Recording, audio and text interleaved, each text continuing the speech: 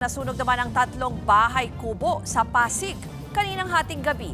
Pati ang ilang sasakyan sa kalapit na parking lot nadamay din sa sunog.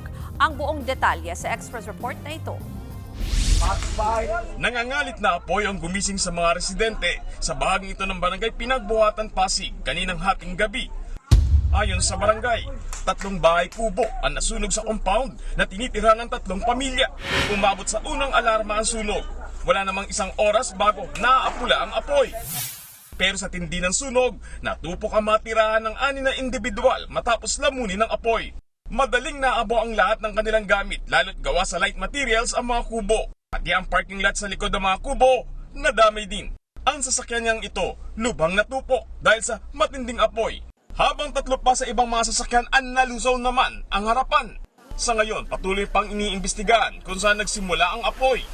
Base po sa initial assessment nila, wala naman pong kuryente doon sa mga structure. Opo, wala pong kuryente. So, may iba pa po siguro tinitingnan yung kasama natin sa Bureau of Fire. Inaalam pa ang halaga ng mga nasunog na ari-arian, kasalukuyan ng mga naninirahan sa evacuation center ng barangay, ang mga nasunugang pamilya.